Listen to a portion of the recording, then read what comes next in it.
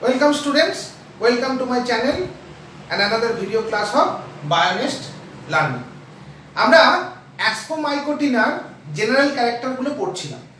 অ্যাসকোমাইকোটিনার general ক্যারেক্টারে আমরা অ্যাসকোমাইকোটিনার ফাঙ্গাসের যে vegetative structure, তাদের হাইফাল স্ট্রাকচার, তারা ইউকার্পিক না হলোকার্পিক এবং তাদের ইকোলজিক্যাল স্ট্যাটাস, এগুলো আমরা পড়ে ফেলেছি। আমরা অ্যাসকোমাইকোটিনার আসেক্সুয়াল রিপ্রোডাকশনটাও পড়ে ফেলেছি এবং এটাও জেনে নিয়েছি যে তারা সেক্সুয়াল এবং আসেক্সুয়াল এই দুটো ভাবেই রিপ্রোডাকশন সম্পন্ন করে। আসেক্সুয়াল রিপ্রোডাকশনটা ইজ ভেরি ইজি, যেখানে আমরা পড়েছি ফ্র্যাগমেন্টেশন, যেখানে আমরা পড়েছি বাডিং, এই জাতীয় আসেক্সুয়াল রিপ্রোডাকশনগুলো আমরা পড়েছি। আবার আমরা পাশাপাশি এটাও দেখেছি যে তাদের সেক্সুয়াল রিপ্রোডাকশনও আছে। তো আজকে আমরা অ্যাসকোমাইকোটিনার সেক্সুয়াল রিপ্রোডাকশন সম্বন্ধে দেখব। তাহলে আজকে আমাদের টপিক হচ্ছে সেক্সুয়াল রিপ্রোডাকশন অফ অ্যাসকোমাইকোটিনা। অ্যাসকোমাইকোটিনার সেক্সুয়াল রিপ্রোডাকশনটা আমরা আজকে খুব ভালো করে পড়ব। দেখো, জেনারেলি আমরা ম্যাস্টিগোমাইকোটিনা থেকে যখন শুরু করেছিলাম, আমরা প্রত্যেকটা একটা রিপ্রেজেন্টেটিভ জেনারা পড়েছি। আমরা ম্যাস্টিগোমাইকোটিনা পড়েছি, তার রিপ্রেজেন্টেটিভ জেনারা হিসেবে আমরা পড়েছি সিনচিট্রিয়াম। আমরা জাইগোমাইকোটিনা পড়েছি, তার রিপ্রেজেন্টেটিভ জেনারা হিসেবে আমরা পড়েছি রাইজোপাস। এবার আমরা পড়ছি অ্যাসকোমাইকোটিনা, এরও কিছু রিপ্রেজেন্টেটিভ জেনারা আমরা পড়ব। কিন্তু সবার আগে একটা জিনিস জানতে হবে, এই যে অ্যাসকোমাইকোটিনা, এই অ্যাসকোমাইকোটিনাটা আমরা যদি ইউমাইকোটা বা ট্রু ফাঞ্জাই দেখি, তাহলে ট্রু ফাঞ্জাইয়ের ক্ষেত্রে আমরা প্রথমে দেখেছিলাম ম্যাস্টিগো, তারপরে আমরা দেখেছিলাম জাইগো, তারপরে আছে অ্যাসকো।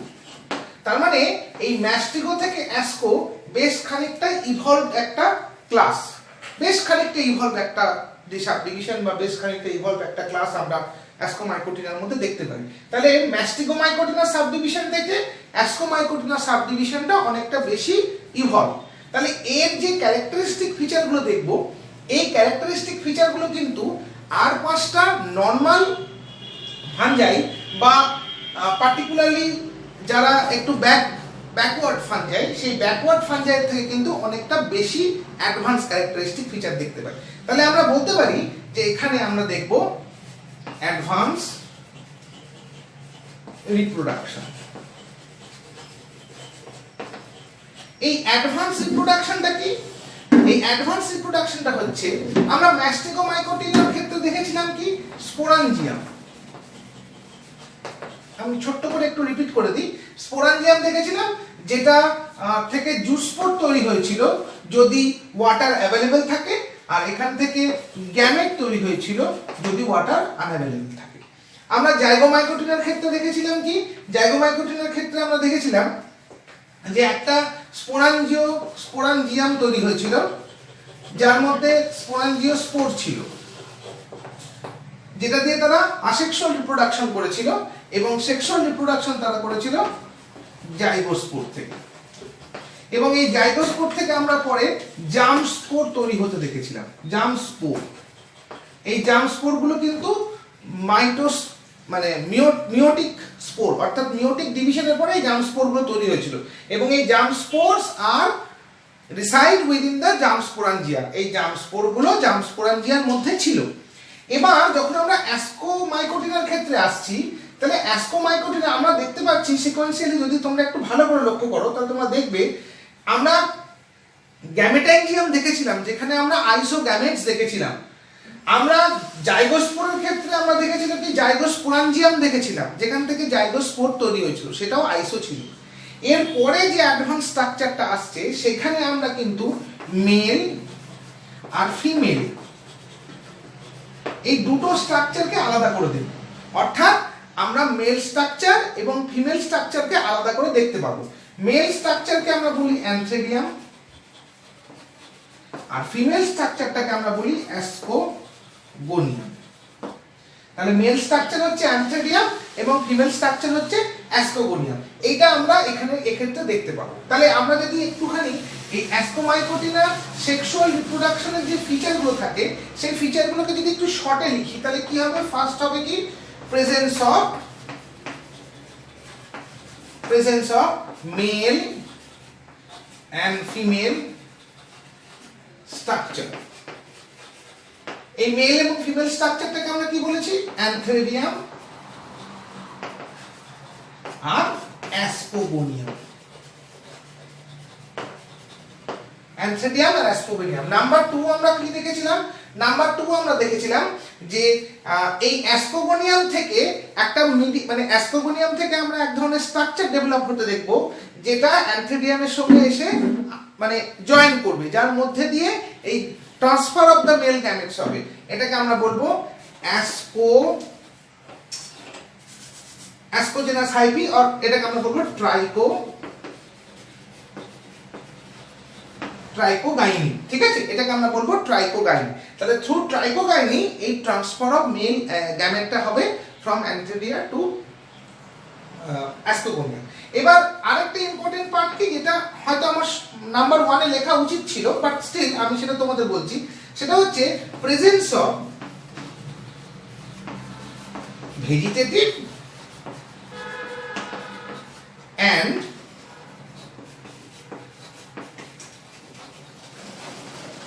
reproductive structure।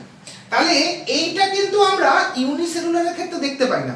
অর্থাৎ যখন আমরা অ্যাসকোমাইকোটিনা, জাইগোমাইকোটিনা বা ম্যাস্টিগোমাইকোটিনা দেখেছি, দ্যাট মিন্স সিনচিট্রিয়াম আর রাইজোপাসের ক্ষেত্রে যখন আমরা দেখছি, আমরা কিন্তু এইরকম ধরনের আলাদা স্ট্রাকচার দেখতে পাইনি, যেখানে ভেজিটেটিভ স্ট্রাকচার এবং রিপ্রোডাক্টিভ স্ট্রাকচারটা ক্লিয়ারলি আলাদা করা যাবে। তার মানে এই যে ফাঙ্গাসটা থাকবে, অর্থাৎ অ্যাসকোমাইকোটিনার যে ফাঙ্গাসগুলো থাকবে, সেই ফাঙ্গাসগুলোর একটা ক্যারেক্টারিস্টিক ফিচার হচ্ছে এদের খানিকটা পোরশন হবে vegetative, that means they are sterile, আর খানিকটা পোরশন হবে ফার্টাইল, সেটাকে আমরা বলছি রিপ্রোডাক্টিভ। তাহলে আমরা এখানে বলতে পারি যে এটাকে আমরা দুটো পার্টে ভাগ করতে পারি। একটাকে আমরা বলছি স্টেরাইল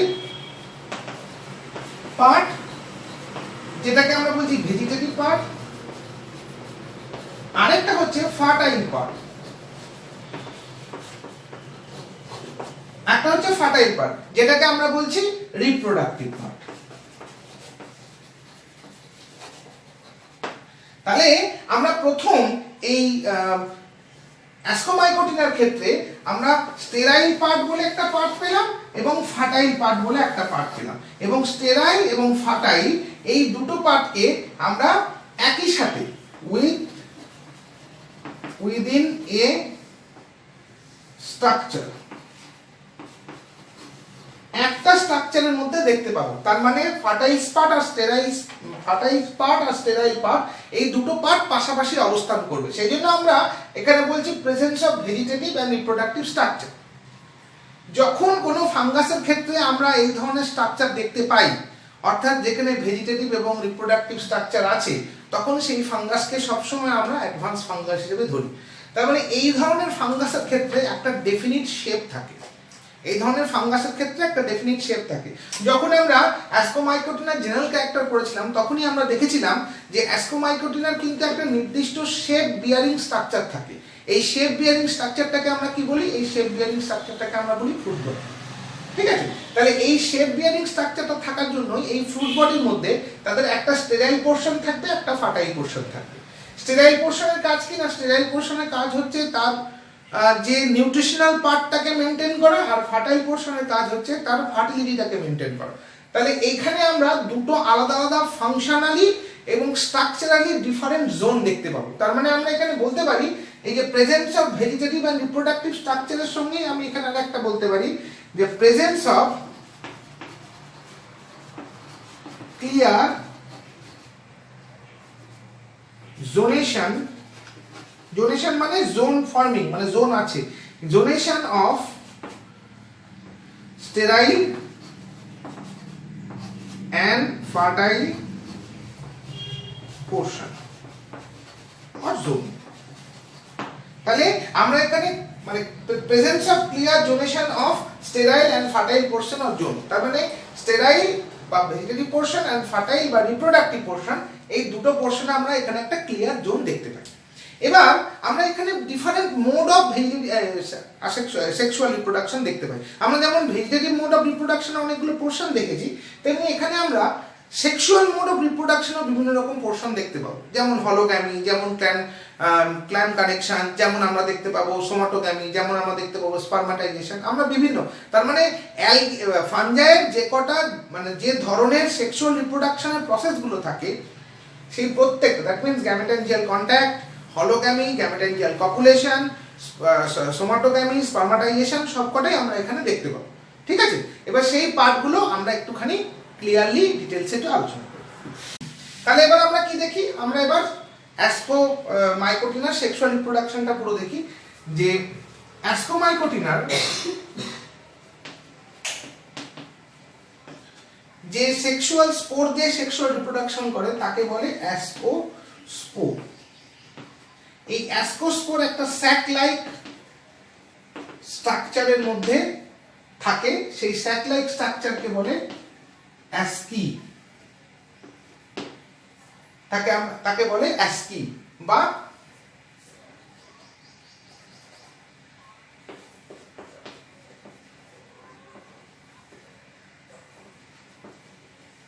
অ্যাস্কোস্পোরেঞ্জিয়াম। জেনারেলি অ্যাস্কোস্পোরেঞ্জিয়াম না বলে এটাকে আমরা অ্যাস্কি বলি। এবার এই যে অ্যাস্কি বলি বা এটাকে আমরা বলতে পারি অ্যাসকাস, তাহলে এটাকে আমরা অ্যাস্কোস্পোরেঞ্জিয়ামটা বললাম কারণ এখানে যেহেতু স্পোরটা স্পেসিফিক স্পোর, অবশ্যই অ্যাস্কি বা অ্যাসকাস একটা স্পোরাঞ্জিয়াম, কিন্তু এই স্পোরাঞ্জিয়ামটাকে আমরা অ্যাস্কোস্পোরেঞ্জিয়াম বলছি না, এটাকে আমরা বলছি অ্যাস্কি বা অ্যাস্কোকা। ঠিক আছে, অ্যাসকাস, অ্যাস্কি বা অ্যাসকাস। এই অ্যাস্কি বা অ্যাসকাস প্রকৃতপক্ষে কিন্তু একটা স্পোরাঞ্জিয়াম। কি স্পোরাঞ্জিয়াম? যেহেতু অ্যাস্কোমাইকোটিনার সেক্সুয়াল রিপ্রোডাকশনের জন্য দায়ী হচ্ছে অ্যাস্কোস্পোর, সেটা যেহেতু অ্যাস্কি বা অ্যাসকাসের মধ্যে সাজানো থাকছে, তাই এইটা এক ধরনের স্পোরাঞ্জিয়াম, এটাকে আমরা বলতে পারি অ্যাস্কোস্পোরাঞ্জিয়াম। এবার প্রশ্ন হচ্ছে এই অ্যাস্কোস্পোরাঞ্জিয়াম যেটা দেখছি সেটা কি? সেটা একটা ভেজিটেটিভ স্পোরাঞ্জিয়াম না রিপ্রোডাক্টিভ স্পোরাঞ্জিয়াম? অবভিয়াসলি এটা একটা reproductive বা sexual reproductive sporangium, so it is a gametangium. It's a kind of gametangium, কিন্তু এগুলোকে আমরা gametangium বা ascosporangium বলে বলি না, এর নাম হচ্ছে অ্যাসকাস বা অ্যাস্কি। অ্যাস্কির বিভিন্ন ধরনের ডেভেলপমেন্টাল প্রসেস রয়েছে, সেই ডেভেলপমেন্টাল প্রসেসগুলো এবার আমরা একটু দেখি। প্রত্যেকটা অ্যাস্কি বা অ্যাসকাস, প্রত্যেকটা অ্যাসকাস কি হয়, একটা আরেকটার সঙ্গে, মানে অনেকগুলো অ্যাসকাস, ধর নাও এই একটা অ্যাসকাস, এই রকম করে অনেকগুলো অ্যাসকাস পর পর জুড়ে, তার মধ্যে যে স্টেরাইল টিস্যুগুলো থাকে সেই স্টেরাইল টিস্যুগুলো দিয়ে এটাকে এনট্যাঙ্গেল করে বা কভার আপ করে আমরা একটা স্ট্রাকচার হতে দিই। এরকম একটা স্ট্রাকচার হয়ে গেল, তাহলে আমরা বলতে পারি যে অ্যাসকাস along with the sterile tissue forms a tightly packed structure with definite shape। তাহলে অ্যাসকাস along with the sterile tissue, এই স্টেরাইল টিস্যু যেটাকে, এই স্টেরাইল টিস্যুটাকে আমরা কি বলছি?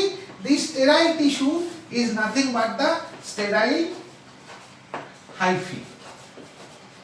মানে যে হাইফি থেকে অ্যাসকাস তৈরি হবে না সেই হাইফি গুলোকে আমি বলছি স্টেরাইল হাইফি। তাহলে এখানে হাইফি দু রকমের দেখো, যে হাইফি থেকে রিপ্রোডাক্টিভ স্ট্রাকচার তৈরি হবে, মানে এখানে রিপ্রোডাক্টিভ স্ট্রাকচার কি অ্যাস্কি, এইটা তৈরি হবে, তাকে আমরা বলবো রিপ্রোডাক্টিভ হাইফি। আর যে হাইফি থেকে ভেজিটেটিভ স্ট্রাকচার তৈরি হবে, তার মানে ভেজিটেটিভ বডি তৈরি হবে, আর যেটাকে আমরা বলছি স্টেরাইল পার্ট তৈরি হবে, সেটাকে আমরা বলছি, সেই পার্টটাকে আমরা কি বলবো, সেটাকে আমরা বলবো স্টেরাইল হাইফি। ঠিক আছে, এই দুটো হাইফি আমরা এই টাইটলি প্যাকড স্ট্রাকচারটাকে দেখতে পাই। তাহলে ascus along with the sterile tissue forms a tightly packed structure with definite shape। একটা টাইটলি প্যাকড স্ট্রাকচার তৈরি করে যার মধ্যে তার একটা ডেফিনিট শেপ আছে।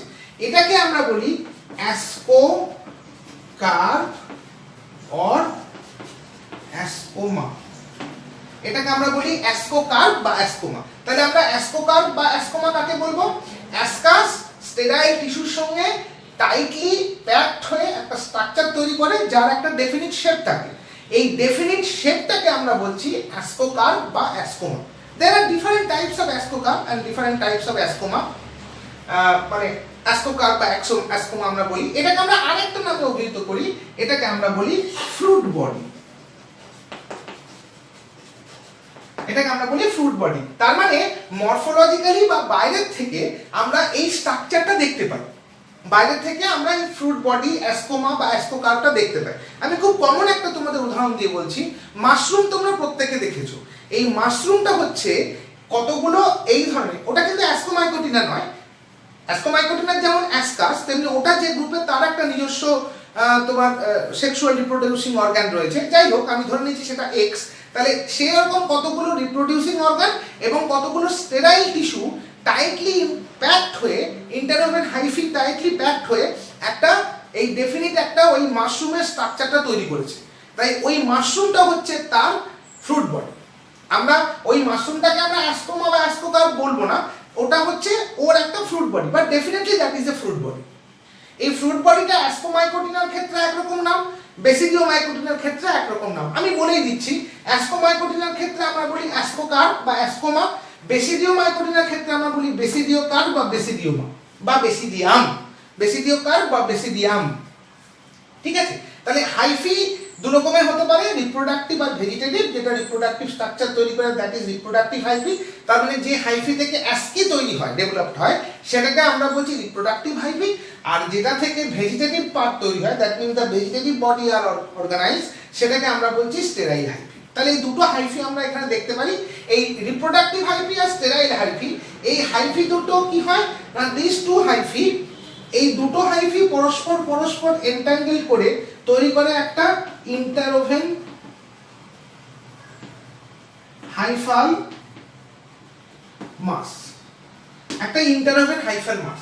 এই যে ইন্টারওভেন হাইফাল মাস আমরা দেখতে পাচ্ছি, এই ইন্টারওভেন হাইফাল মাসটাকেই আমরা বলছি অ্যাসকোকার্প বা অ্যাসকোমা বা ফ্রুট বডি। তার মানে রিপ্রোডাক্টিভ হাইফি আর ভেজিটেটিভ হাইফি, এই দুটো হাইফি পরস্পরের সঙ্গে ইন্টারওভেন মানে একটা আরেকটার সঙ্গে ক্রস লিঙ্ক করে জড়িয়ে তৈরি করে এই ধরনের অ্যাসকোকার্প বা অ্যাসকোমা। এবার আমরা আসি, এই যে তাহলে আমরা বুঝতে পারলাম অ্যাসকোকার্প, অ্যাসকোমা, অ্যাসকাস এবং অ্যাস্কি কাকে বলে বা অ্যাস্কি কাকে বলে এবং অ্যাসকোস্পোরো কাকে বলে। আমরা জেনারেলি একটা সিঙ্গেল অ্যাস্কি মানে one single ASCII contains 8 ascospore. একটা অ্যাস্কির মধ্যে আমরা 8টা অ্যাসকোস্পোর দেখতে পাই। এই অ্যাস্কি কখনো কখনো মানে অবলং স্ট্রাকচার হয়। অবলং মানে লম্বা গদার মতো structure. That means oblong structure হতে, যেটাকে আমরা বলি ক্লাব শেপের স্ট্রাকচার হতে পারে। এটা আবার কখনো ডুয়ার্ফ হতে পারে, মানে ছোট স্ট্রাকচার, মানে অবলং ডুয়ার্ফ মানে ছোট গদার মতন স্ট্রাকচার আমরা দেখতে পাই। এর মধ্যে 8টা স্পোর থাকে। এই 8টা স্পোর সেম ডিরেকশনে অ্যারেঞ্জ থাকতে পারে, মানে 8টা অ্যাসকোস্পোর একই ডিরেকশনে থাকতে পারে অথবা ডিফারেন্ট ডিরেকশনে থাকতে পারে। এই 8টা অ্যাসকোস্পোর একই ডিরেকশনে অ্যারেঞ্জ থাকতে পারে, তার মানে arrangement of ascospore in asci এটা দুটো হতে পারে। একটাকে আমরা বলতে পারি সেম ডিরেকশন, একটাকে বলতে পারি আমরা ডিফারেন্ট ডিরেকশন। তার মানে একটা এরকম এরকম এরকম এরকম থাকতে পারে, আবার একটা এরকম এরকম এরকম এরকম এরকম এরকম থাকতে পারে। মানে 8টা একদিকে আর বাকি একটা একদিকে। আর এখানে ক্ষেত্রে 1 2 3 4 5 6 7 8 আরটা একদিকে থাকতে পারে। এই দুটো দুরকম ভাবে আমরা অ্যাস্কির অ্যারেঞ্জমেন্ট দেখতে পাই, ঠিক আছে। এবার আমরা চলে আসি এই অ্যাস্কির স্ট্রাকচারের উপরে বেস করে অ্যাস্কিকে আমরা তিনটে পার্টে ভাগ করি, প্রোটিউনিকেট, ইউনিট ইউনিকেট এন্ড বাইট ইউনিকেট, ঠিক আছে। আবার ইউনিট ইউনিকেটকে আমরা দুভাগে ভাগ করতে পারি, একটাকে আমরা বলি ইউনিট ইউনিকেট অপারকুলেট, একটাকে আমরা বলি ইউনিট ইউনিকেট ইন অপারকুলেট। আমরা এগুলো একটু দেখি। তাহলে আমরা অ্যাস্কি আমরা ক ধরনের দেখলাম, অ্যাস্কি আমরা তিন ধরনের দেখলাম। আমি প্রথমে বলে দিই অ্যাস্কি ক ধরনের, তারপর আমি ছবি এঁকে দেখাচ্ছি বা কিছুটা এর সঙ্গে দেখে দিচ্ছি। একটাকে আমরা বলছি এই যে অ্যাস্কি, এটা একটাকে আমরা বলছি প্রোটো টিউনিকেট, একটাকে আমরা বলছি ইউনিট টিউনিকেট, আর একটাকে আমরা বলছি বাইট ইউনিকেট। আবার এই ইউনিট ইউনিকেটকে আমরা দুভাগে ভাগ করছি, একটাকে আমরা বলছি অপারকুলেট আর একটাকে আমরা বলছি ইন অপারকুলেট, ঠিক আছে। তাহলে ডেভেলপমেন্টটা মানে অ্যাস্কি তিন ধরনের হতে পারে, একটাকে আমরা বলছি প্রোটোটিউনিকেট, একটাকে আমরা বলছি ইউনিট ইউনিকেট, একটাকে আমরা বলছি বাইট ইউনিকেট। ইউনিট ইউনিকেটের একটা হতে পারে অপারকুলেট আর একটা হতে পারে ইন অপারকুলেট, ঠিক আছে। এবার এই টিউনিকেট মানে কি, tunica, tunica means layer, tunica means layer. তাহলে বোঝা যাচ্ছে pro tunicate, pro means same, মানে একই, cannot distinguish between the two layer। তাহলে প্রো টিউনিকেট মানে হচ্ছে সেম, তার মানে যেখানে টিউনিকাটা অরিজিনাল ওয়ালের সঙ্গে এক থাকবে। ইউনিট ইউনিকেট মানে হচ্ছে একটা লেয়ার, আর বাইট ইউনিকেট মানে হচ্ছে দুটো লেয়ার। তার মানে প্রো টিউনিকেটের ক্ষেত্রে আমরা কি দেখব, প্রো টিউনিকেটের ক্ষেত্রে দেখব যে ascus wall are very thin, ascus wall are very thin. তার মানে একটাই ওয়াল থাকবে যেটা খুব থিন হবে, এবং এটা যখন স্পোরটা ম্যাচিওর করে যাবে তখন এটা এখান থেকে রাপচার হয়ে যাবে। রাপচার হয়ে এখান থেকে কি হবে না অ্যাসকোস্পোর যেগুলো থাকবে সেই অ্যাসকোস্পোরগুলো রিলিজ করবে। আমি পড়ানোর পরে এইটা হয়ে গেলে আমি প্রত্যেকটা একটা করে এক্সাম্পল বলে দেবো। তাহলে জিনিসটা কিরকম হবে, যদি আমরা ছবি আঁকি তাহলে এইরকম দেখতে হবে।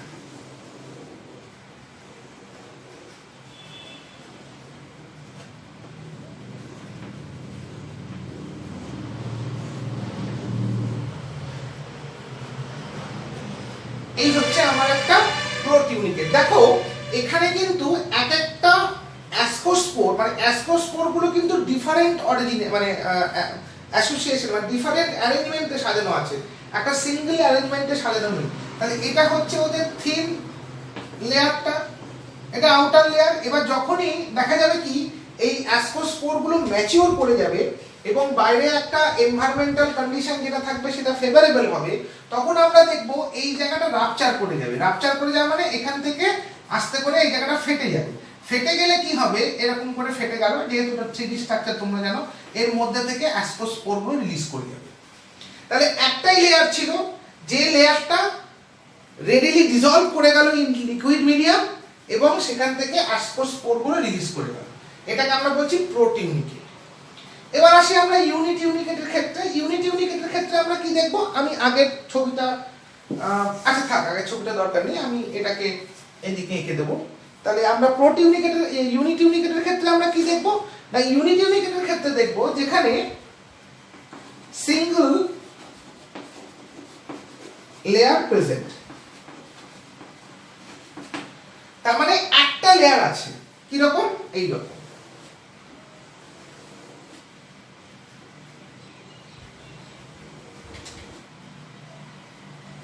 একটাই লেয়ার, তার মানে এখানে কোন লেয়ার থিন বা কোন লেয়ার থিক এইরকম কিন্তু কোনো ব্যাপার নেই। এখানে যে দুটো লেয়ার আছে সেটা একটাই সিঙ্গেল লেয়ার, এবং এর মধ্যে আমি একই অ্যারেঞ্জমেন্টে ধরলাম এই অ্যাসকোস্পোর গুলো এরকম ভাবে অ্যারেঞ্জ করা রয়েছে, আরো আছে তাহলে অ্যারেঞ্জ করা রয়েছে। এটাকে আমরা বলি ইউনিট ইউনিকেট। ইউনিট টিউনিকা একটাই লেয়ার থাকবে, সেটাকে আমরা বলছি ইউনিট ইউনিকেট। এবার যেহেতু একটাই লেয়ার রয়েছে এবং সেই লেয়ারের একটা ইউনিফর্ম থিকনেস থাকবে, এখানে যেমন একটাই লেয়ার ছিল, এখানে মানে এখানে যেমন কোনো লেয়ারই ছিল না বলতে গেলে, ঠিক আছে। এখানে তেমনি একটা লেয়ার থাকবে, যে বাইরে একটা লেয়ার আছে, এই যে একটা লেয়ার থাকবে এই লেয়ারটা কিন্তু ইউনিফর্ম হবে। আমরা বাইটিউনিকেটের ক্ষেত্রে কি দেখবো, বাইটিউনিকেটের ক্ষেত্রে দেখবো দুটো লেয়ার আছে, তার মানে একটা হচ্ছে থিক লেয়ার আর একটা হচ্ছে থিন লেয়ার। একটা থিক একটা থিন লেয়ার থাকবে, যেটা তার মানে এর উপরে একটা থিন লেয়ার থাকবে। আমি আর একটু ভালো করে দেখাই, তাহলে তোমাদের দেখতে মানে বুঝতে সুবিধা হবে। এটা একটা সিঙ্গেল লেয়ার, মানে এর বাইরে প্রোটিউনিকেট মানে বাইরে একটা নরমাল ওয়াল, আর ইউনিটিউনিকেট মানে হচ্ছে যার বাইরে একটা সিঙ্গেল লেয়ার। এই হচ্ছে সিঙ্গেল লেয়ার রয়েছে বাইরে, ঠিক আছে। এবং এর মাথায় এরকম করে একটা অপারকুলাম থাকতে পারে। এই অপারকুলামটা যদি এরকম করে খুলে যায়, যদি এরকম করে খুলে যায়, তাহলে আমরা এর মাথায় এরকম করে একটা গ্যাপ দিই, যে এর মধ্যে দিয়ে স্পোরটা, এর মধ্যে স্পোরগুলো আছে,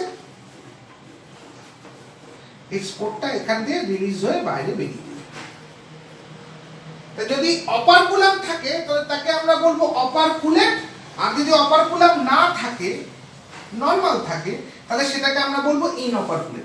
এখন এই অপারকুলাম যাদের নেই তাদের কিন্তু রিলিজটা অনেকটা প্রোটিউনিকেটের মতন, অর্থাৎ এখানটা রাপচার হয়ে যাবে। আমি আবার বলছি, প্রোটিউনিকেটের ক্ষেত্রে আমরা দেখেছিলাম তো যে রাপচার হয়ে গেছিল, রাপচার হয়ে গিয়ে এখান থেকে তোমার স্পোরটা বেরিয়ে গেছিল। যদি ইউনিটিউনিকেট ইনঅপারকুলেট হয় তাহলে ঠিক এই মাথার পোরশন থেকে রাপচার হয়ে যাবে, এই মাথার পোরশন থেকে এরকম করে রাপচার হয়ে যাবে এবং এখান থেকে স্পোরগুলো রিলিজ হবে। আর যদি অপারকুলেট হয় তাহলে এইটা হচ্ছে অপারকুলাম, এটা হচ্ছে অপারকুলাম। এই অপারকুলাম বা ঢাকনার মতন অংশটা খুলে যাবে এবং সেখান দিয়ে স্পোরগুলো, অ্যাসকোস্পোরগুলো রিলিজ হয়ে যাবে, আর না হলে রাপচার করে যাবে, সেখান দিয়ে অ্যাসকোস্পোরগুলো রিলিজ হয়ে যাবে। কিন্তু যেটা সবথেকে ইম্পর্টেন্ট জিনিস, সেই ইম্পর্টেন্ট জিনিসটা হচ্ছে ইউনিটিউনিকেটের ক্ষেত্রে যে সিঙ্গেল লেয়ার থাকবে, অ্যাসকাসের বাইরে যে সিঙ্গেল লেয়ার থাকবে, সেই সিঙ্গেল লেয়ারটা কিন্তু ইউনিফর্ম লেয়ার হবে, অর্থাৎ সেটা ইউনিফর্মলি থিন লেয়ার হবে।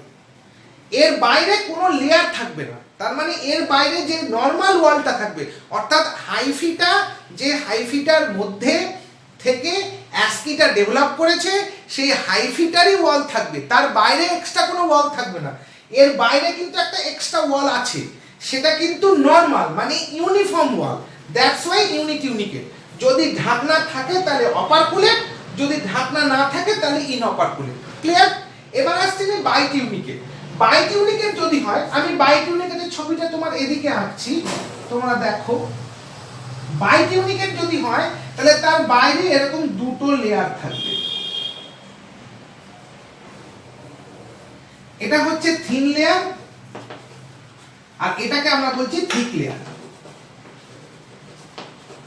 এটা থিন লেয়ার, এটা থিক লেয়ার। এই থিক লেয়ারের মধ্যে কিন্তু অ্যাসকোস্পোরগুলো এরকম ভাবে সাজানো থাকে। এই থিক লেয়ারের মধ্যে 1 2 3 4 5 6 7 8 8টা অ্যাসকোস্পোর পরপর সাজানো আছে। এবার কি হবে, যখন ময়েশ্চার অ্যাবজর্ব করবে, ভেতরে অ্যাসকোস্পোরগুলো ডেভেলপ করে যাবে, তখন এই থিন লেয়ারটা কি হবে, দুটো পার্টে ভাগ হয়ে যাবে। দুটো পার্টে ভাগ হয়ে গেলে কি হবে, এই উপরে একটা পার্ট চলে যাবে এরকম ভাবে, আর নিচে একটা পার্ট এরকম ভাবে থাকবে। যেটা উপরের পার্টে চলে যাবে সেটাকে আমরা বলবো আপার টিউনিকা, আর যেটা লোয়ার পার্টে থাকবে সেটাকে আমরা বলবো লোয়ার টিউনিকা। এই লোয়ার এবং আপার টিউনিকার মাঝখানে যে ফাঁকা অংশটা থাকলো, এখান থেকে রাপচারটা হবে এবং হয়ে এখান দিয়ে স্পোরটা রিলিজ করবে। বোঝা গেল আমি কি বললাম? তাহলে যখনই এই লেয়ারটা যখনই ফেভারেবল কন্ডিশন আসবে, এটা দুদিকে ছিঁড়ে যাবে, থিন লেয়ারটা ছিঁড়ে গিয়ে উপরে আপার টিউনিকা এবং নিচে লোয়ার টিউনিকা তৈরি করবে। আমি পুরোটা ছবিটাকে কমপ্লিট করি, তাহলে তোমাদের বুঝতে সুবিধা হবে। এই তাহলে এটা হলো আপার টিউনিকা, উপরের দিকে ছিঁড়ে উঠে গেল, লোয়ার টিউনিকা নিচের দিকে ছিঁড়ে চলে গেল। তাহলে আপার এবং লোয়ার টিউনিকা যে ছিঁড়ে যাবে, তাহলে আমার মাঝখানের অংশটা এক্সপোজড হয়ে গেল, যেটা থিক লেয়ার। এবার সেই থিক লেয়ারটা রাপচার করে গিয়ে সেখান থেকে স্পোরগুলো বাইরে রিলিজ করে যাবে। তাহলে বাইটিউনিকেটের ক্ষেত্রে কিন্তু আমরা আর এই অপারকুলেট বা ইনঅপারকুলেট পাচ্ছি না। বাইরেক্টিভ মানে বাইটিউনিকেটের ক্ষেত্রে আমরা শুধুমাত্র একটাই পাচ্ছি, যেটা হচ্ছে উপরে একটা টিউনিকা উঠে যাবে, নিচে একটা টিউনিকা উঠে যাবে। কোনো কোনো ক্ষেত্রে, খুব রেয়ার কতগুলো স্পিসিসের ক্ষেত্রে আমরা দেখতে পাই এই টিউনিকাটা বাইরে বেরিয়ে চলে যায়।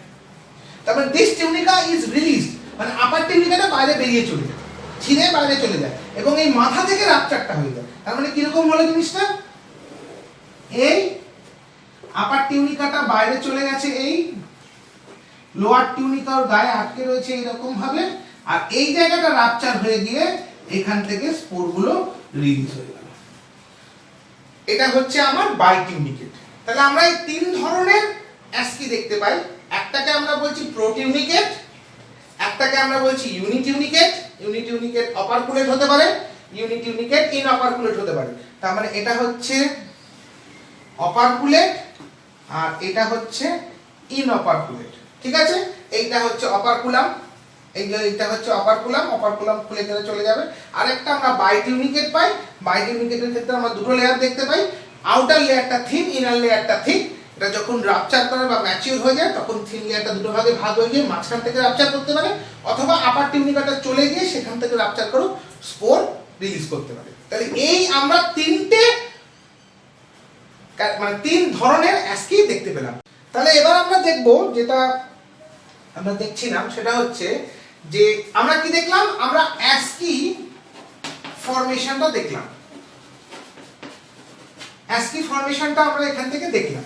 এই অ্যাস্কি ফরমেশনে আমরা দেখলাম কি যে অ্যাসকাস আর অ্যাস্কি কি করে ফরমেশন হয়। এবার আমরা দেখব অ্যাসকোস্পোর ফরমেশন। অ্যাসকোস্পোর ফরমেশন কি করে হবে, ঠিক আছে? এবার জেনারেলি কি হয়, অ্যাসকোস্পোর ফরমেশন দু রকম হতে পারে।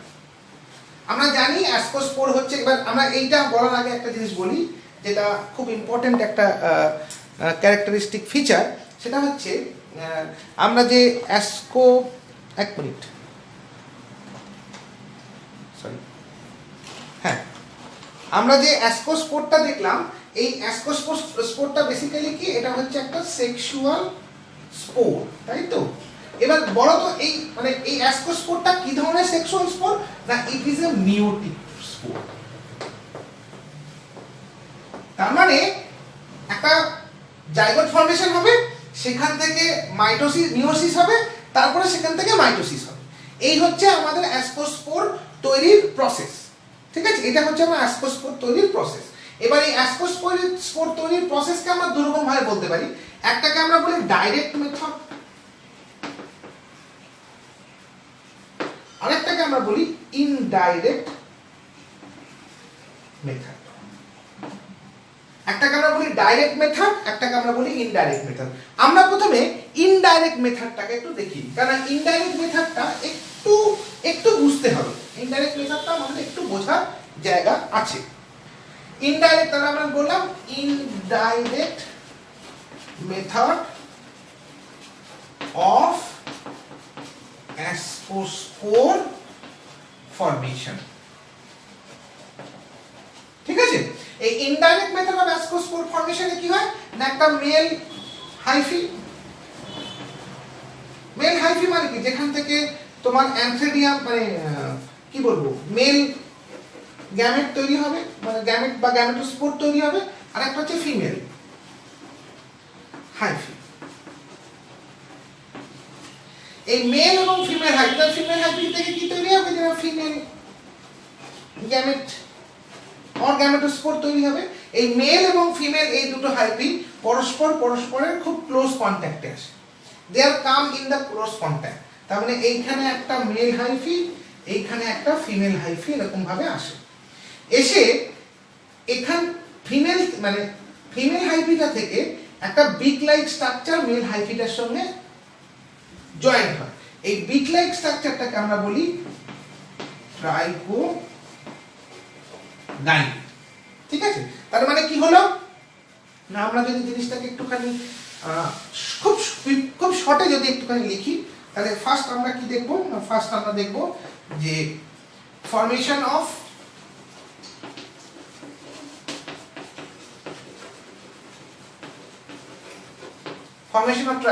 ট্রাইকোগাইনি ফরমেশন হলো, এবং এখান থেকে মেল গ্যামেটটা ট্রাইকোগাইনি দিয়ে ফিমেল গ্যামেটের দিকে গেল।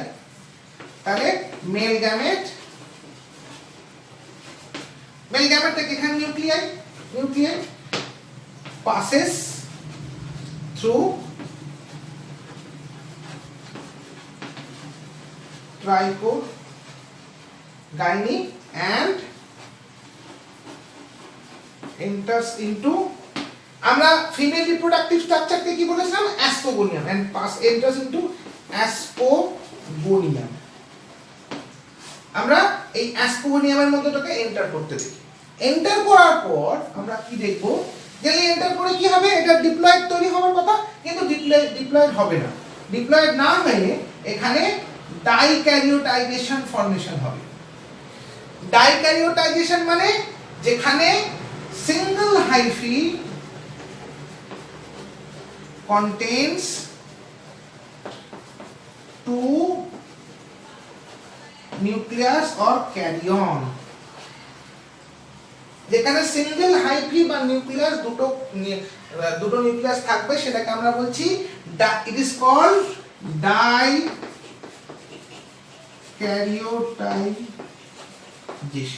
ডাইক্যারিওটাইজেশন।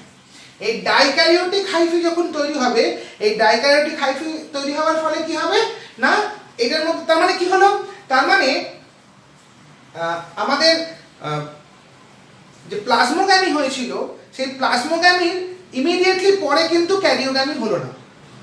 প্লাজমোগ্যামি ইমিডিয়েটলি ক্যারিওগ্যামির ইমিডিয়েটলি পরে কিন্তু প্লাজমোগ্যামি হলো না। তার মানে plasmogamy is not followed by karyogamy immediately. তার মানে এখানে প্লাজমোগ্যামি আমরা বলতে কি বলেছি, যেখানে দুটো তোমার সাইটোপ্লাজম ডেভেলপমেন্ট হয়েছে। আর ক্যারিওগ্যামি মানে কি, যেখানে দুটো নিউক্লিয়াস সেপারেট হয়েছে। আমরা একটুখানি এখানটা একটুখানি লিখে নিই না, ক্যারিওগ্যামি মিন্স নিউক্লিয়ার ডিভিশন, এটা কিন্তু এখানে হয়ে গেছে। আর প্লাজমোগ্যামি মানে হচ্ছে সাইটোপ্লাজমিক ডিভিশন, এটা কিন্তু এখন হবে না। তার মানে প্লাজমোগ্যামি এবং ক্যারিওগ্যামির মধ্যে একটা মানে কি বলবো, একটা গ্যাপ থাকবে। there is a gap between plasmogamy and karyogamy। তার মানে প্লাজমোগ্যামি is not followed by karyogamy, মানে is not followed immediately after karyogamy। ক্যারিওগ্যামির পরেই কিন্তু প্লাজমোগ্যামি কখনোই হবে না, দুজনের মধ্যে এখানে একটা গ্যাপ থাকবে। তার ফলেই আমাদের এই ডাইক্যারিওটিক কন্ডিশনটা তৈরি হবে। যদি ক্যারিওগ্যামির পরে পরেই প্লাজমোগ্যামি হতো, তাহলে আমার এখানে আরেকটা সেল তৈরি হয়ে যেত, কিন্তু সেটা তো হয়নি। তার ফলে আমার এখানে একটাই সিঙ্গেল সেল থাকবে, তার মানে প্লাজমোগ্যামি ইজ নট অকারিং, শুধু ক্যারিওগ্যামি হয়েছে, তার মানে ডাইক্যারিওটিক নিউক্লিয়াস থাকবে। এরপরে this nucleus are undergo division.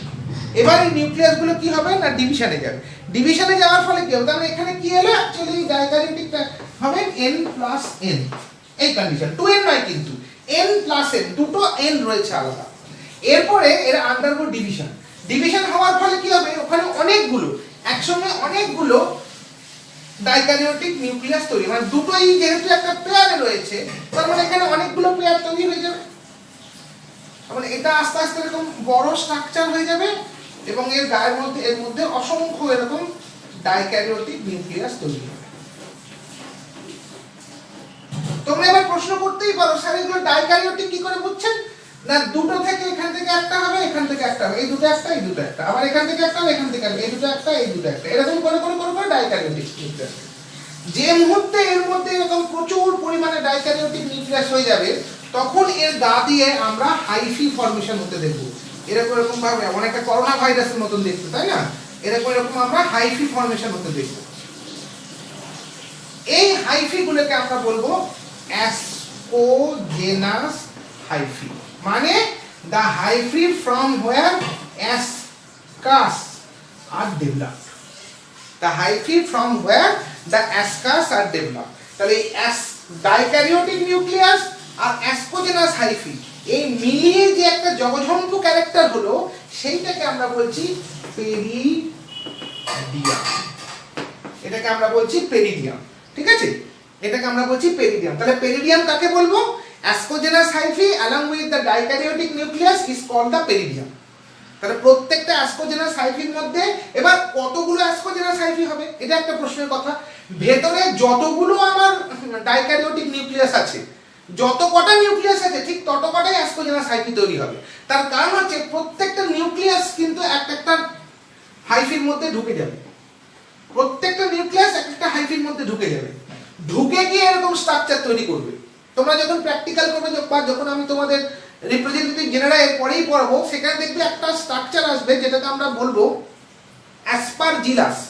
এই অ্যাসপারজিলাসের ক্ষেত্রে আমরা এই স্ট্রাকচার দেখতে পাই, অ্যাসপারজিলাসের ক্ষেত্রে আমরা এই ধরনের স্ট্রাকচার দেখতে পাবো। ঠিক আছে, তাহলে সেক্ষেত্রে আমরা কি দেখবো না, এরকম দেখো প্রত্যেকটার মধ্যে একটা করে স্পোর ঢুকে যাবে। যখন প্রত্যেকটার মধ্যে একটা করে স্পোর ঢুকে যাবে, প্রত্যেকটা স্পোর ডিভিশন করে এরকম করে 8টা স্ট্রাকচার তৈরি করবে। তার মানে একটা এগুলো ফিউজ করে গেল ভেতরে, এবার এগুলো কি হবে, ভেতরে ফিউজ করে যাবে,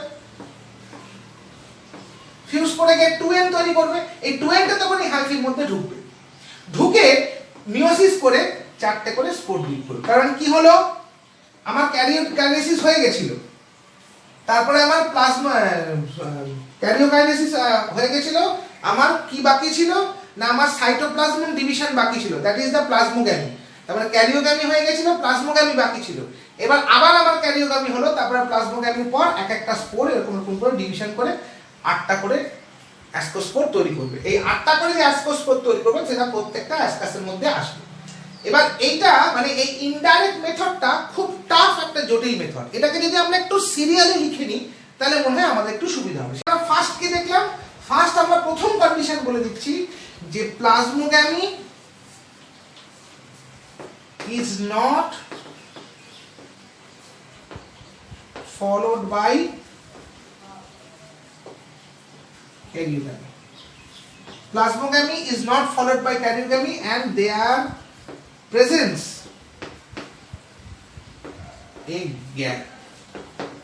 এটা হচ্ছে আমার ফার্স্ট কন্ডিশন। সেকেন্ড পার্ট কি, মেল গ্যামেটোফাইট থেকে মেল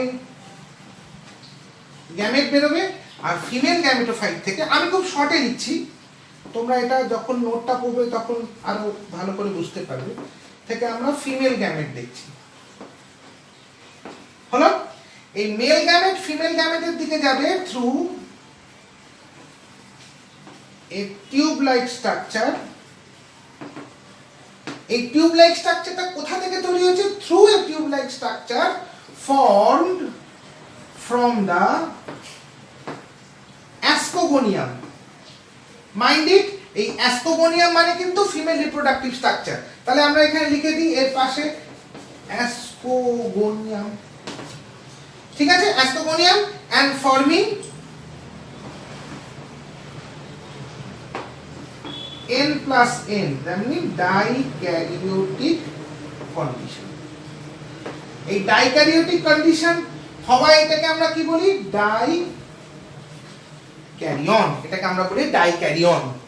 হলো, এবার এরকম অনেকগুলো ডাইক্যারিয়ন তৈরি হবে, এরকম দুটো নিউক্লিয়াস মানে দুটো গ্যামেট নিয়ে তৈরি হওয়ার ডাইক্যারিয়ন অনেকগুলো তৈরি হবে। তার ফলে কি হবে, 3 নম্বর পয়েন্ট আমরা কি বলতে পারি, যে ফর্মেশন অফ মেনি ডাইক্যারিয়ন,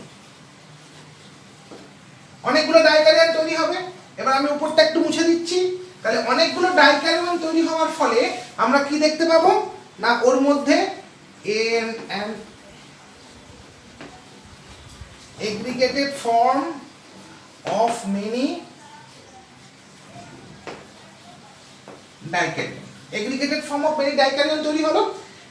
এখন এখান থেকে আমরা কি দেখব না, ফর্মেশন অফ মেনি হাইফি। এই মেনি হাইফি অনেকগুলো হাইফিকে আমরা কি বলবো, অ্যাসকোজেনাস হাইফি। এখান থেকে অনেকগুলো অ্যাসকোজেনাস হাইফি তৈরি হবে, যেটা আমি দেখালাম করোনার মতো স্ট্রাকচার। এই যে অ্যাসকোজেনাস হাইফি তৈরি হলো, যে মুহূর্তে অ্যাসকোজেনাস হাইফি তৈরি হয়ে যাবে তখন এই এক একটা ডাইক্যারিয়ন কি হবে, অ্যাসকোজেনাস হাইফির মধ্যে ঢুকে যাবে, ঢুকে গিয়ে তৈরি কি করবে না, এবার আমি পরেরটাও মুছে দিই। এবার কি করলো না, নেক্সট হচ্ছে each dikaryon is now moved to each ascogenous hyphae to form ascospore accordingly. এবার প্রত্যেকটার মধ্যে একটা করে অ্যাসকোজেনাস হাইফির মধ্যে একটা করে ডাইক্যারিয়ন ঢুকে যাবে এবং সেখান থেকে অ্যাকর্ডিংলি তারা অ্যাসকোস্পোর তৈরি করবে। তাহলে আমরা এরকম একটা মাস লাইক স্ট্রাকচার দেখব এবং আমরা কি বলেছি না অ্যাসকোজেনাস হাইফি প্লাস অ্যাসকোজেনাস হাইফি প্লাস ডাইক্যারিয়ন, একে আমরা একত্রে কি বলেছি? একে আমরা একত্রে বলেছি পেরিডিয়াম। ক্লিয়ার? তো এটা হচ্ছে indirect method, ascospore ফর্মেশনের indirect method. এবার আমরা ডাইরেক্ট মেথডটা দেখব, অ্যাসকোস্পোর ফর্মেশনের ডাইরেক্ট মেথড। ডাইরেক্ট মেথডটা খুব ইজি, আমি তাও একবার দেখে নিই। ডাইরেক্ট মেথডটা খুব ইজি।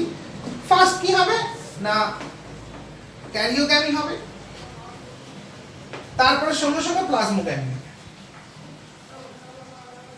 ক্যারিওগ্যামির সঙ্গে সঙ্গে প্লাজমোগ্যামি হবে এবং ডিপ্লয়েড স্ট্রাকচার তৈরি হবে।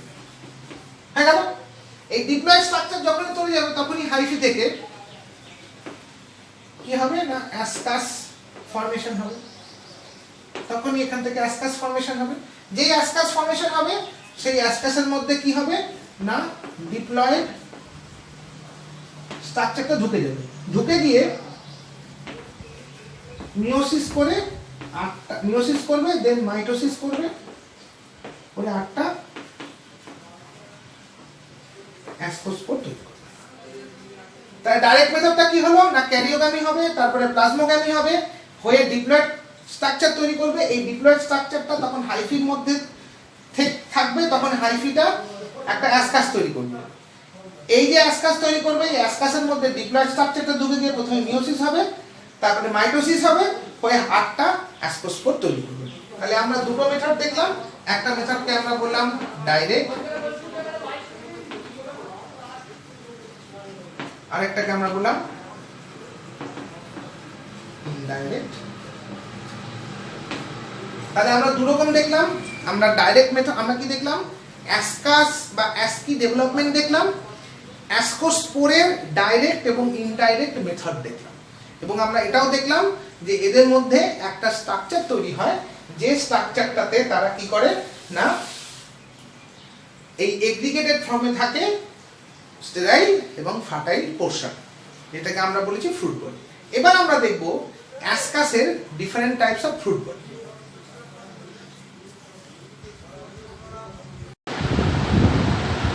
বেশ, তাহলে আমরা দেখলাম অ্যাসকি বা অ্যাসকোস্পোরের ফর্মেশন, অ্যাসকি ফর্মেশন আমাদের হয়ে গেল।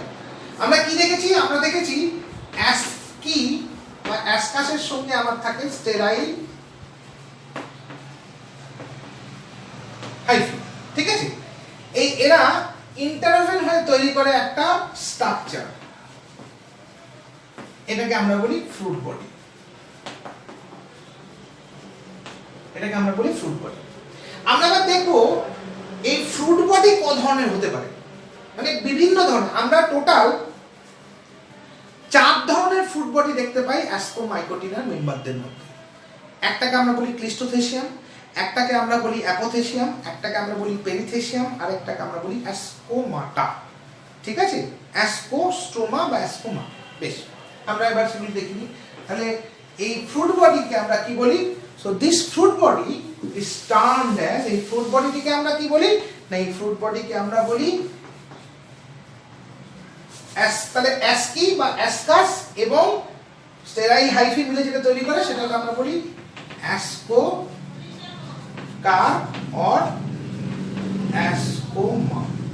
হলো? এই অ্যাসকোমা ক ধরনের হয়? অ্যাসকোমা হয় first cleistothecium, number 2 apothecium, number 3 perithecium, and number 4 ascostroma. হলো, এবার এই স্ট্রাকচারগুলো আমরা একটু দেখি। ক্লিস্টোথেসিয়ামের ক্ষেত্রে আমরা কি দেখি জেনারেলি? আচ্ছা, এগুলো বিফোর স্টাডিং দিস আমরা একটা জিনিস বলি, অ্যাসকির সঙ্গে যে স্টেরাইল হাইফি থাকে, এই স্টেরাইল হাইফিকে আমরা কি বলি? এই স্টেরাইল হাইফিকে আমরা বলি প্যারাফাইসিস।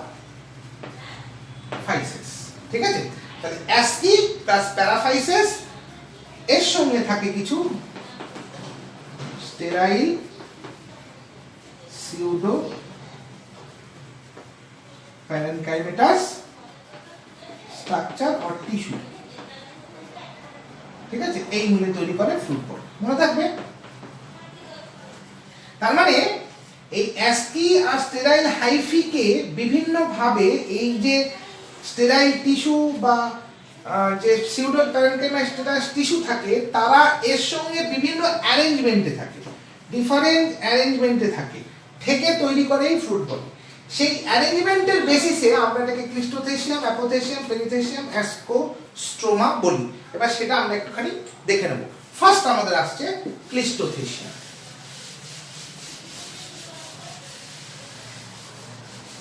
ক্লিস্টো, এখান থেকে বোঝা যাচ্ছে এটা ক্লোজড স্ট্রাকচার। তার মানে স্টেরাইল মানে স্টেরাইল টিস্যু দিয়ে একটা পুরো স্ট্রাকচার এরকম ভাবে থাকবে।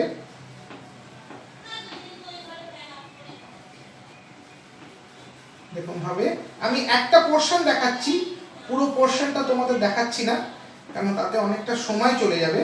আমি একটা অ্যারো দিয়ে দিচ্ছি, এরকম করে একটা স্ট্রাকচার থাকে এবং তার মধ্যে দিয়ে আমরা কতগুলো এরকম ডাবল লেয়ার্ড হাইফা দেখতে পাই। এরকম ভাবে কতগুলো ডাবল লেয়ার হাইফা দেখতে পাই। ঠিক আছে, এই স্ট্রাকচারটাকে আমরা বলি ক্লিস্টোথেসিয়াম। এই ক্লিস্টোথেসিয়াম যে স্ট্রাকচার থাকে, এই ক্লিস্টোথেসিয়াম স্ট্রাকচারের মধ্যে আমার ডাবল লেয়ার অ্যাসকি থাকে।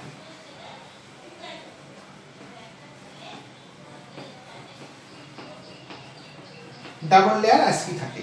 এই অ্যাসকি গুলো ক্লিস্টোথেসিয়ামের মধ্যে ছড়ানো অবস্থায় থাকে, কোনো একটা স্ট্রাকচার ফর্ম করে থাকে না। অ্যাসকি গুলো ছড়ানো অবস্থায় থাকে ক্লিস্টোথেসিয়ামের মধ্যে। আমরা যদি ক্লিস্টোথেসিয়ামের মধ্যেটা দেখি, আমরা দেখবো অ্যাসকি গুলো এরকম ভাবে ছড়ানো রয়েছে, আর এখান দিয়ে এরকম অসংখ্য প্যারাফাইসিস রয়েছে। ঠিক আছে, আর তার বাইরে এরকম স্টেরাইল টিস্যু, আর তার বাইরে থেকে আমরা এরকম হাইফি দেখতে পাই। এটাকে আমরা কি বলি? এগুলোকে আমরা বলি অ্যাপেন্ডেজেস। এই হাইফিগুলোকে আমরা বলি অ্যাপেন্ডেজেস, একে বলে অ্যাপেন্ডেজেস। হলো, এবার যখন রাপচারের সময় আসে, তখন এটা এরকম করে রাপচার হয়ে যায়, আর এখান থেকে এরকম করে অ্যাসকি গুলো বাইরে বেরিয়ে আসে এবং সেগুলো থেকে এটা রাপচার করে অ্যাসকোস্পোর গুলো বেরিয়ে আসে। আমরা অ্যাসকি ডেভেলপমেন্টের ফার্স্টটা কি দেখেছিলাম? Prototunicate. So this is a kind of example of prototunicate. Generally ক্লিস্টোথেসিয়ামের মধ্যে যে ধরনের অ্যাসকি গুলো দেখতে পাই, সেই অ্যাসকি গুলো হয় প্রোটোটিউনিকেট অ্যাসকি। তাহলে ক্লিস্টোথেসিয়ামের মধ্যে আমরা প্রোটোটিউনিকেট টাইপ অফ অ্যাসকি থাকতে দেখি। ঠিক আছে, ক্লিস্টোথেসিয়ামের মধ্যে আমরা এই প্রোটোটিউনিকেট টাইপ অফ অ্যাসকি থাকতে দেখি। এর एग्जांपल কি? এর एग्जांपल হচ্ছে অ্যাসপারজিলাস। ঠিক আছে, বেশ। নেক্সট আসছি আমরা অ্যাপোথেসিয়াম। তাহলে বিফোর স্টার্টিং অ্যাপোথেসিয়াম আমরা কি দেখলাম? প্রথমটা কি দেখলাম? প্রথমটা দেখলাম ক্লিস্টোথেসিয়াম। এর মধ্যে কি দেখেছি? এর মধ্যে দেখলাম closed structure, outer wall made up of pseudo parenchymatous tissue. হলো, pseudo parenchymatous tissue. Appendages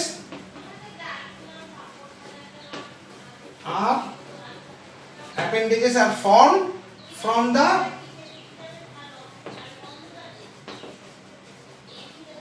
the fruit body, আর asci are scattered within the fruit body. ASCII are scattered during the fruit body, তাহলে এটা 1 নম্বর 2 নম্বর 3 নম্বর 4 নম্বর। আর generally ASCII are prototunicate, ASCII are prototunicate। আর যখন রাপচার হয়ে যায়, after rupturing the fruit body, after rupturing the fruit body, ASCII are released and spores are liberated out. So these are the 5 or 6 important characteristic feature of Cleistothecia. ক্লেস্টোথেসিয়ামের এই কটা হচ্ছে খুব important কয়েকটা characteristic feature. এর example হিসেবে আমরা বলতে পারি অ্যাসপারজিলাস। অ্যাসপারজিলাস হচ্ছে এর একটা প্রকৃষ্ট উদাহরণ, ঠিক আছে? বেশ, এবার আমরা চলে যাই পরেরটা, দ্যাট ইজ অ্যাপোথেসিয়াম। 2 নম্বর আমরা দেখছি কি অ্যাপোথেসিয়াম। এই অ্যাপোথেসিয়াম স্ট্রাকচারটা অনেকটা কাপ শেপেড স্ট্রাকচার, অর্থাৎ এই রকম ধরনের একটা স্ট্রাকচার। এই স্ট্রাকচারের মধ্যে আমরা দুটো লেয়ার দেখতে পাই। একটা লেয়ার হচ্ছে ফার্টাইল, আরেকটা লেয়ার হচ্ছে ফুল স্টেরাইল। স্যার এটাকে ফুল ফার্টাইল লিখলেন না কেন? এখানে কিছু স্টেরাইল পার্টও থাকে। তার মানে ফার্টাইল পার্টটা খুব সোজা, ফার্টাইল পার্টটা হচ্ছে অ্যাসকি, আর স্টেরাইল পার্টটা হচ্ছে প্যারাফাইসিস। So ASCII and paraphysis here developing a layer, একটা লেয়ার তৈরি করবে, অর্থাৎ এরকম করে একটা ASCII থাকবে, দুটো ASCIIর মাঝখানে আমরা এরকম করে প্যারাফাইসিস দেখতে পাবো। এরকম করে তারা একটা লেয়ার তৈরি করবে। This layer is called Hymenium layer। এটাকে আমরা বলি Hymenium layer। তাহলে অ্যাপোথেসিয়ামের ক্ষেত্রে আমরা কি দেখলাম? অ্যাপোথেসিয়ামের ক্ষেত্রে ফ্রুট বডিটা হবে কাপ শেপেড স্ট্রাকচার, যার দুটো পার্ট থাকবে। উপরের পার্টটাকে আমরা বলছি হাইমেনিয়াম লেয়ার, যেখানে ফার্টাইল অ্যাসকি এবং স্টেরাইল প্যারাফাইসিস থাকবে, আর তার নিচে থাকবে full sterile pseudo parenchymatous tissue. So this are the tissue বা হাইফাল মাস। অবশ্যই এখানে টিস্যু মানে তো হাইফাল মাসই, এরকম করে হাইফাল মাস থাকবে। আর নিচের দিকে আমরা কতগুলো রাইজয়েডাল হাইফি দিয়ে কতগুলো রাইজয়েড লাইক রাইজয়েড তৈরি হতে দেখব। তার মানে এটা হচ্ছে টিস্যু, মানে টিস্যু, আর এটা হচ্ছে রাইজয়েড। রাইজয়েডাল টিস্যু দিয়ে এই রাইজয়েড গুলো তৈরি হয়। তা এটা আমরা অ্যাপোথেসিয়ামের ক্ষেত্রে দেখতে পাবো, ঠিক আছে? এক্ষেত্রে আমরা যে অ্যাসকি গুলো দেখতে পাবো, সেই অ্যাসকি গুলো জেনারেলি ইউনিটিউনিকেট হয়, ইউনিটিউনিকেট হতে পারে, তাই তো? আমরা আগেরটা কি দেখেছিলাম ক্লিস্টোথেসিয়ামের ক্ষেত্রে? ক্লিস্টোথেসিয়ামের ক্ষেত্রে আমরা দেখেছিলাম সেটা ছিল প্রোটোটিউনিকেট। এখানে আমরা কি দেখছি? এখানে আমরা দেখছি ইউনিটিউনিকেট। অপারকুলেটও হতে পারে, ইন অপারকুলেটও হতে পারে, দুটোই হতে পারে, ঠিক আছে? সেটা আমরা যাচ্ছি না, ইন অপারকুলেট বা অপারকুলেট দুরকম, বাট ইউনিটিউনিকেট হতে হবে। আর নিচে যে স্টেরাইল টিস্যুটা থাকবে তার মধ্যে, তার নিচে আমরা রাইজয়েড দেখব। তাহলে এবার যদি আমরা অ্যাপোথেসিয়ামের ইম্পর্টেন্ট ক্যারেক্টারিস্টিক্স দেখি, জাস্ট লাইক ক্লিস্টোথেসিয়াম, সেটা কি রকম হবে না? অ্যাপোথেসিয়ামের ক্যারেক্টারিস্টিক ফিচারের মধ্যে আমরা ফার্স্ট দেখব ক্লাব লাইক স্ট্রাকচার। হলো two layers are present, one fertile layer, বা এটাকে ফার্টাইল লেয়ার না বলে একটাকে আমরা বলতে পারি হাইমেনিয়াম লেয়ার। এই হাইমেনিয়াম লেয়ারের মধ্যে কি থাকে না? ফার্টাইল অ্যাসকি প্লাস স্টেরাইল প্যারাফাইসিস, আর 2 নম্বর হচ্ছে কি স্টেরাইল হাইফাল মাস। হলো স্টেরাইল হাইফাল মাস। এবার নিচে কি হবে না? একদম lower part of the fruit body lower part of the fruit body, lower part of the fruit body কি তৈরি করবে না, lower part of the fruit body having rhizoid. এই রাইজয়েড কোথা থেকে এসছে না, রাইজয়েডাল হাইফি থেকেই রাইজয়েড ডেভেলপ করেছে। তাহলে আমরা কি দেখলাম, cup shaped structure, two layers are present, hymenium layer and sterile hyphal mass, নিচে lower part of the fruit body having rhizoid and রাইজয়েডাল, rhizoid যেটা রাইজয়েডাল হাইফি থেকে এসেছে। এই দুটো মিলেই আমরা ফ্রুট বডিটা তৈরি হচ্ছে, বা এই দুটো মিলেই আমার অ্যাপোথেসিয়ামটা তৈরি হচ্ছে। ঠিক আছে, এখানে আমরা যে অ্যাস্কি গুলো দেখি, অ্যাস্কি আর জেনারেলি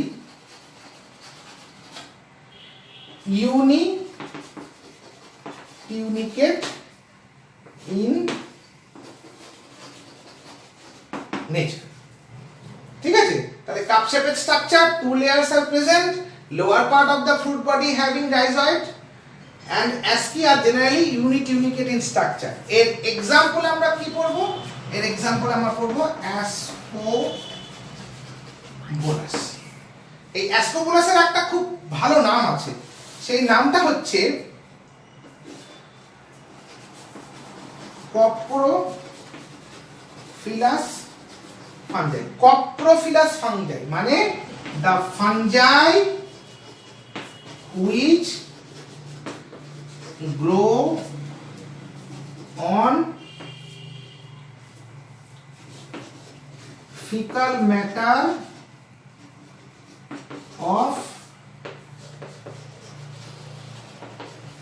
herbivorous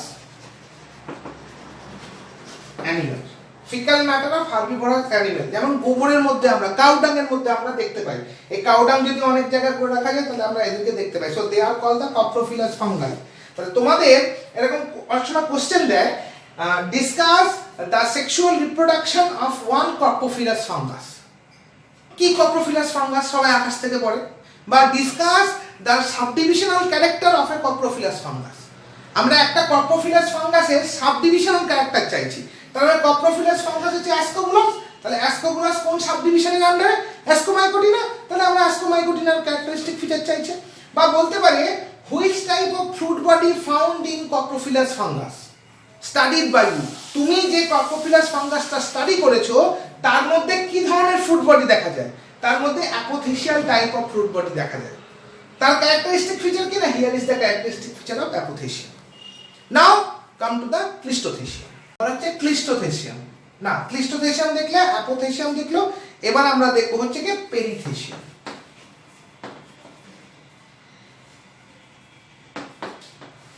পেরিথেসিয়ামের ক্ষেত্রে আমরা কি দেখি, আর্ম শেপেড স্ট্রাকচার, মানে কলসির মতন স্ট্রাকচার, এরকম ধরনের একটা স্ট্রাকচার দেখি, যা এরকম করে, আমি খুব তাড়াতাড়ি আঁকছি বলে হয়তো সেলগুলো সেলের মতন না হয় শেলের মতন হয়ে যাচ্ছে, কিন্তু তোমরা এগুলোকে একটু ধৈর্য ধরে আঁকবে যদি দেয়, আদারওয়াইজ এই টাইপের ছবি আঁকলেও কিন্তু পরীক্ষায় নাম্বার পাওয়া যাচ্ছে। বেশ, এরকম একটা আমরা টিস্যু লেয়ার দেখতে পাই এইরকম ভাবে, আর এর মধ্যখানে আমরা খুব ভালো করে দেখো আমি কি আঁকছি, একটু খেয়াল করে দেখো, আমি কিন্তু প্রত্যেকটা অ্যাসকাসের বাইরে ডাবল লেয়ার দেখছি, that means they are bitunicate. Exactly, এর মধ্যে দিয়ে আমার এরকম স্টেরাইল টিস্যু বা প্যারাফাইসেস উঠে গেছে, হলো। এর তলা দিয়ে আমরা এরকম করে রাইজয়েড দেখতে পাবো। তাহলে এই স্ট্রাকচারটার ক্ষেত্রে আমরা দেখতে পাচ্ছি sterile tissue encircling the total asci structure. Total asci স্ট্রাকচারটাকে এনসার্কেল করে রয়েছে, এক্সেপ্ট দ্য আপার পার্ট। এই আপার পার্টে আমরা একটা ছিদ্র দেখতে পাই, this is called ostiole, this is called ostiole. ঠিক আছে, তাহলে অস্টিওল কাকে বলবো আমরা, অস্টিওল হচ্ছে the apical pore present in the apical pore present in the perithecium, apical pore present in the perithecium is called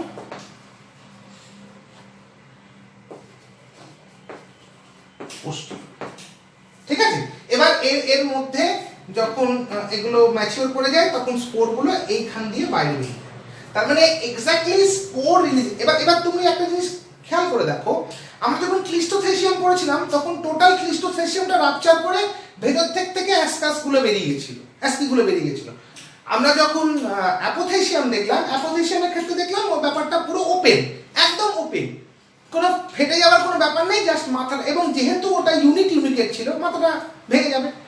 এবার পেরিথেসিয়ামের ক্ষেত্রে দেখো, পেরিথেসিয়ামের ক্ষেত্রে যদি ওপেন ব্যাপারটা থাকতো তাহলে কিন্তু খুব সমস্যা হতো, একসঙ্গে প্রচুর স্পোর রিলিজ করে দিত, তাতে আমার স্পোর নষ্ট হতো। কিন্তু এখানে যেহেতু, এবং একসময় সব স্পোরাঞ্জিয়ামগুলো তো আমার এই সব অ্যাসকাসগুলো তো আমার ম্যাচিওর করবে না, এখানে আমরা বাইটিউনিকেট লেয়ার পাই, এবং বাইটিউনিকেট লেয়ারের ফলে কি হয়, এটা প্রথমে আলাদা হবে তারপরে ভেঙে যাবে। এবার দুটো বাইরের লেয়ারটা আলাদা হয়ে দুটো আপার টিউনিকা লোয়ার টিউনিকা হবে, মাঝখানটা ফাটবে। It will take some time, so there presence a ostiole, যেখান দিয়ে যেটা আগে হবে সেটা এখান দিয়ে বেরিয়ে চলে যাবে। আর নিচে আমরা কি দেখতে পাই, রাইজয়েড। হলো, তাহলে এর যদি জেনারেল ক্যারেক্টারিস্টিক ফিচার আমাকে লিখতে বলে তাহলে আমি কি রকম লিখব? এটা আমরা নিউরোস্পোরার ক্ষেত্রে দেখতে পাই, ঠিক আছে। Neurospora crassa genetically important, very important fungal member, যেটার উপরে জেনেটিক্সে প্রচুর কাজ করা হয়।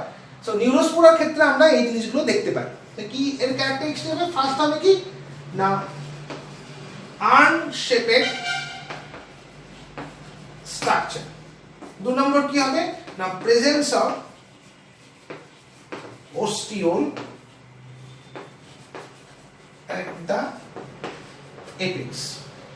3 নম্বর কি হবে, the asci are present with paraphysis, the asci are present না করে এটা করে দাও, asci are attached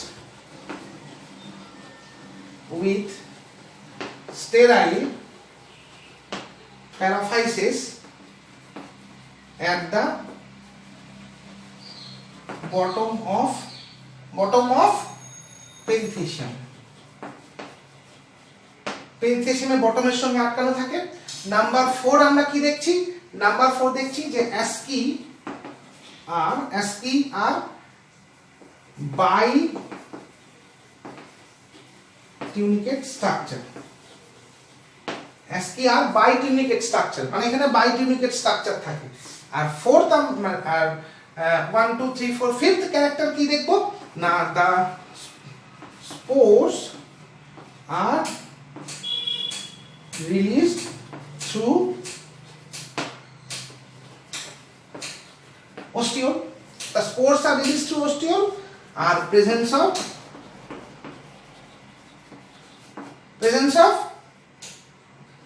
rhizoid, তাহলে ক্লিস্টোথেসিয়ামের ক্ষেত্রে আমরা অ্যাপেন্ডেক্স দেখলাম, অ্যাপোথেসিয়ামের ক্ষেত্রে আমরা রাইজয়েড দেখলাম, পেরিথেসিয়ামের ক্ষেত্রে আমরা রাইজয়েড দেখলাম, আর অ্যাসকোস্টোমার ক্ষেত্রে আমরা রাইজয়েড দেখব। এর এক্সাম্পল কি, নিউরোস্পোরা, এর এক্সাম্পল হচ্ছে নিউরোস্পোরা, ঠিক আছে। এবার আমাদের ছোট্ট একটা পার্ট বাকি আছে, যেটা একদম লাস্ট, সেটা হচ্ছে অ্যাসকোস্টোমা, সেটা আমরা একটু চট করে দেখি। ফোর্থ হচ্ছে আমাদের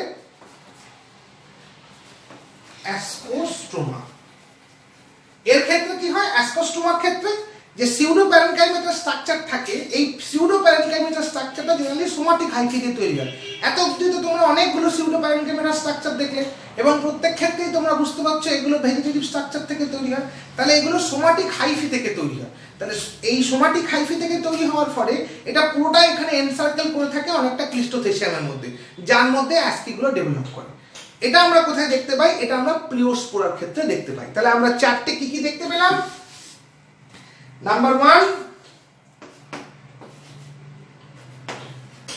ক্লিস্টোথেসিয়াম, নাম্বার 2 অ্যাপোথেসিয়াম, নাম্বার 3 পেরিথেসিয়াম। পেরিথেশিয়াম নাম্বার 4 অ্যাসকোস্ট্রোমা। এটা আমরা কার ক্ষেত্রে দেখলাম? অ্যাসপারজিলাস। এটা আমরা কার ক্ষেত্রে দেখলাম? অ্যাসকোবোলাস। এটা আমরা কার ক্ষেত্রে দেখলাম? পেরিথেশিয়াম নিউরোস্পোরা। আর অ্যাসকোস্ট্রোমা এটা আমরা কার ক্ষেত্রে দেখব? প্লিওস্পোরা। ঠিক আছে, এই হচ্ছে আমাদের অ্যাসকোমাইকোটিনার সেক্সুয়াল রিপ্রোডাকশন, অ্যাসকোমাইকোটিনার অ্যাসকাস ডেভেলপমেন্ট এবং অ্যাসকোমাইকোটিনার different types of fruit body development. আমি ঝট করে একবার তোমাদের সামারি করে দিই। আমরা এই আজকে টোটাল এই ক্লাসটাতে কি কি দেখলাম? আমরা এই ক্লাসটাতে টোটাল দেখলাম সেক্সুয়াল রিপ্রোডাকশনটা আমরা দেখছিলাম, সেটা তো আমরা দেখেইছি। এর প্রসেসগুলো দেখলাম, অ্যাসকি টাইপস গুলো দেখলাম, অ্যাসকি কি কি টাইপসের হতে পারে। 2 নম্বর, অ্যাসকির মধ্যে অ্যাসকি ফর্মেশন দেখলাম, অ্যাসকোস্পোর ফর্মেশন দেখলাম, এটা দুটো আমরা একই সঙ্গে দেখেছি। আর নাম্বার মোস্ট ইম্পর্টেন্ট, আমরা ফ্রুট বডি টাইপস গুলো দেখলাম। এই হচ্ছে আমাদের অ্যাসকোমাইকোটিনার ইম্পর্টেন্ট টপিক, যেটা সেক্সুয়াল রিপ্রোডাকশনের সঙ্গে রিলেটেড। যেটা সেক্সুয়াল রিপ্রোডাকশনের সঙ্গে related, sexual reproduction, asci type, অ্যাসপিস formation, ascospore formation, fruit body type, এই সবকটা হচ্ছে আমরা সেক্সুয়াল রিপ্রোডাকশনের সঙ্গে রিলেটেড। আমরা এর আগে আসেক্সুয়াল রিপ্রোডাকশন পড়েছি, তার আগে আমরা অ্যাসকোমাইকোটিনার ভেজিটেটিভ এবং ইকোলজিক্যাল ক্যারেক্টার পড়েছি। তাহলে আমরা টোটাল অ্যাসকোমাইকোটিনার টোটাল যে জেনারেল ক্যারেক্টারিস্টিক ফিচারটা আমরা শেষ করলাম। নেক্সট দিন আমরা অ্যাসকোমাইকোটিনার ক্লাসিফিকেশন এবং তার রিপ্রেজেন্টেটিভ জেনারেলগুলো পড়ব।